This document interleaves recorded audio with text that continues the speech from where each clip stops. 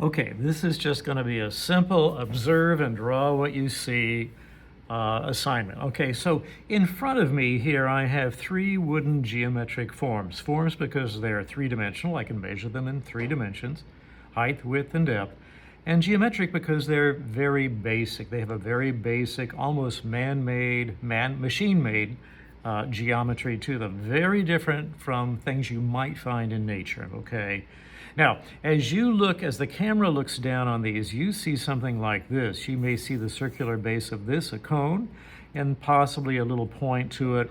You may see the top surface of this rectangular prism. I'm not sure if you see any of the sides. And you may see just a sliver of this cylinder, indicating that oval, indicating that it's got a round surface there with lines going back horizontally and perhaps a slight curve there. Now, my view, that's your view of overhead. My view at a different angle is more like this. I still have these straight lines of the cylinder. There's something underneath there. I still have that curve. The cylinder I see pretty much as you see it, maybe slightly different. However, this long rectangular prism I see differently. I see more than a single surface. I see 3 surfaces from my viewpoint. See 1, 2, 3. You may only see 1 or 2. I'm going to erase some of those lighter lines. You might see a surface down here, I don't know. And then, of course, I see a different variety of angles than you do because my angles go back to the right and to the left, as well as my straight verticals up and down. I'm turning the paper so I can complete some of these lines that are necessary for me to finish these off in a convincing way. Stronger, darker, straighter lines. And I am going to come around. Normally I wouldn't have these wooden pieces in the way. I know that I've slipped out of the view of the camera right now. Let me finish doing this cone. Now, the thing about drawing objects that are in front of you, not only do you learn to draw the objects in relationship to one another, you learn to draw what are called negative spaces. These spaces around the objects, between the objects, and even those have a very particular shape to them which you need to capture when you're drawing. So you look to see that this is correct. You look to see that this negative space or shape is correct. You look to see if this is correct. Now, I think from where I'm standing or we're sitting now, I probably needed to move this a little closer so that curve went behind that portion. I'm not going to correct that right at the moment. I'm just going to go ahead and move on and do some work. As far as shading, now this is a fairly decent black Prismacolor pencil, and I pulled it out of the tray of student pencils. It probably needs to be sharpened a little bit, which I'll take care of that here in a moment. But now I'm going to deal with light and shadow. The first thing you always do, and I've got a regular pencil in my hand, is lay down a very light layer of color, or in this case, value. Very light. That means you're not pressing hard. Remember that a full range of value requires dark, medium, and light, so we start off light. Let me give this a sharpen.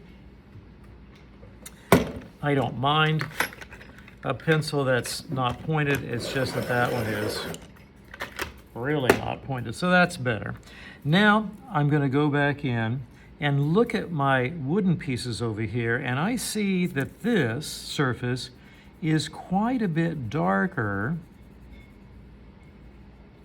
than that surface. And I see that it's darkest right here. And I see that there's a curve there, and the shadow goes this way following the curve. So I too, whoops, just knocked that out of place. I too will go dark to light. Now remember that now I've switched to a colored pencil. An eraser may help me if I'm pressing lightly, but it won't help if I press heavily. So at this point you have to slow down so you are not making too many major mistakes that you would have difficulty erasing, okay?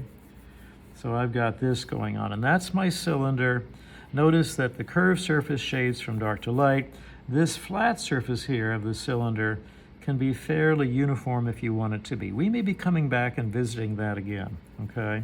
Now let's go to this one. Aha, I see it. Well, of course I knocked it out of place. I see a little depth of shadow here.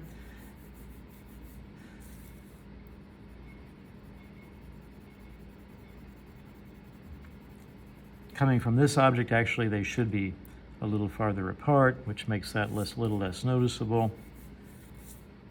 but this is definitely darker than that, so let's darken it. It's about relationships, and you're focusing in on light and dark right now. You're not worried about colors, so that makes your job a little easier. If you had to duplicate colors right now, it'd be a little bit harder. I see this surface, which is just a tiny bit lighter than the other, so I'm going to add some value here, and then to maintain contrast, I am going to darken this just a little bit. So I have a darker next to a lighter, and I don't lose that edge. Okay, I want to be able to see that edge. Now the top surface is very light. Potentially I could make it go a little darker. Doesn't have to be that light. Doesn't have to be as light as the paper is light. The wood has its own color, which is not as white as the paper. So let me darken it to a value that's more in line with what the wood value is over here. I don't want to reinforce too much with too many heavy outlines, because those outlines will flatten things out a little bit. Okay, I'm going to leave this alone and go over here to my cone. The cone, as light falls on it here in the room, is darker down the middle, believe it or not, and a little lighter to the right and a little bit lighter to the left. More light is coming from the right than the left. And there's not real strong modeling of the form here. There's not a real strong sense that it's a cone. But we are going to take and add a little bit of shadow to the right and a little bit of shadow to the left, as I observe it, as I see it, leaving the middle part a little bit lighter. There might be a little bit of shadow falling here. So you see, it's tricky sometimes. You have to draw what you see, not what you think you see, but in fact what you see. There may be a little shadow falling here. If this were closer into that, I could justify that shadow because this throws a shadow on it. And let's see, what else? Well, that's pretty much it. I'm going to go ahead and add a little bit of extra shadow there, make this a little darker. Okay, now I am done with that observation. It's not the best drawing I've done of these basic geometric forms, but we got them sized, we got the angles correct, more or less. We paid some attention to the negative spaces formed when these objects went down on the table. We added our values not only in relationship to the surfaces we're seeing here, like light, medium, and dark, but also in relationship to each other, okay, because they're all made from the same type of wood, which has the same color and value. Now, with your three objects, you try.